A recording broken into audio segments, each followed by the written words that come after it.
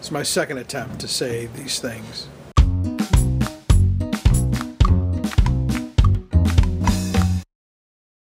You know, I wasn't joking about the other shoe. I didn't talk about this, but it was really looking like we were going to have to move. We had an offer from somebody to live rent-free, just pay the utilities and tax it on a house. But it would require moving 6 hours to downstate, almost to Kentucky, downstate Illinois. And it was really looking like we were going to have to take that option, but things here changed. You know, my sister and her family live here as well, in my late father's house. So it's the three of us and the three of them. My niece, you know, from Spiggitz, and then my sister and her boyfriend. And we've all lived here for, it's been 2.5 years now, and it's strained everybody, and it's worn on everybody. But my sister and her family also want to move, but they actually want to leave the area. We don't. You know, we don't want to leave. That was sort of the bottom line, you know. For me, which was they want to live out of the city. You know, Aurora, where we live, is, you know, 500,000 people, 750,000. I mean, it's a big town. I don't think it's 750,000. It's like 500,000 people. It's a big suburb, and it's got all those big city problems. I mean, there's lots of, you know, kids in each class, and, you know, and all sorts of things. So, you know, they want to live in a smaller area. They want to live in out of this, and she's always wanted that. So they said they're moving regardless of whether or not we stay. So we've decided that we're staying, and that actually made us very, very happy, because we don't have to leave. We were really thinking we were on the run up to saying goodbye to everybody we cared about. So, but we're not moving now. Yep. Today we start the clear out. Not particularly pleasant, but. Oh, excuse me. Hey. Hi. Hey, man. What's all that? Costume. Groovy. We have costumes? Hey, I got Will here. Hey. Look, it's Will. And he's got a box of stuff. He's got the cane from The Best Man. He's got, is that a lamp from K-Pax or anything? Or? It's an orange lamp. Just an orange lamp. And I got a carload of new lights for Spiggitz and all sorts of things. So, woo! As one door opens, steal everything you can.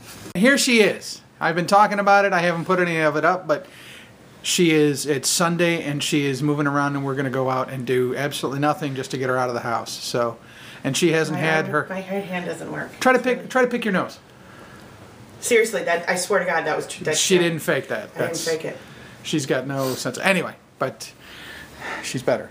So it's about 7 o'clock on Sunday. By the way, my belt broke, so I'm wearing suspenders with a t-shirt and my jeans. And I look like. Let me do my. Well,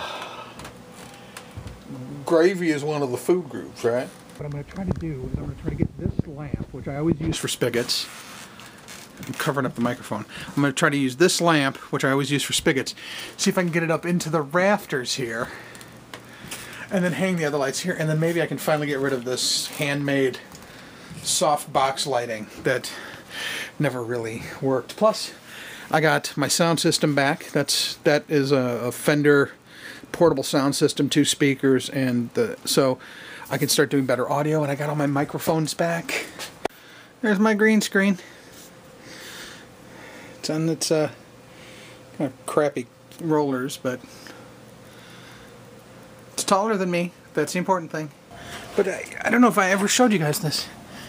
It's like tinfoil inside a box, and there's a light.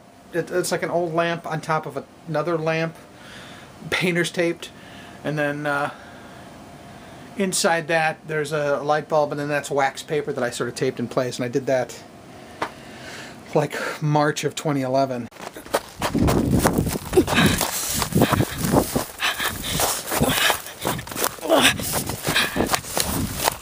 I really hope I don't run into Slenderman. You understand that these are rose bushes, right? No. Yeah. We are returning in the snow. The snow is getting in my shoes.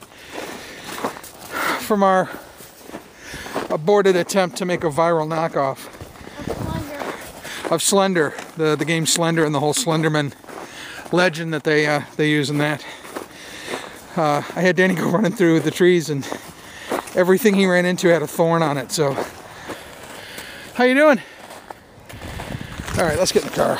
Well, here it is. The whole new light setup. Show you from Spiggitz' vantage point, where I normally stand. You can see there's a downward blue, and then one that goes back to the wall.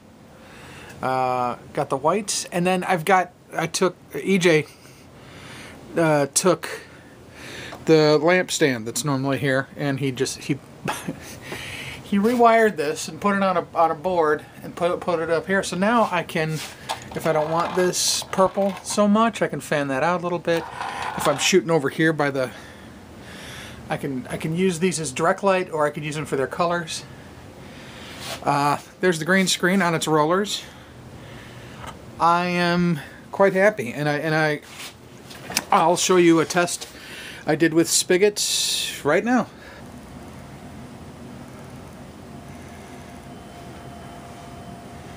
And you're well lit everywhere.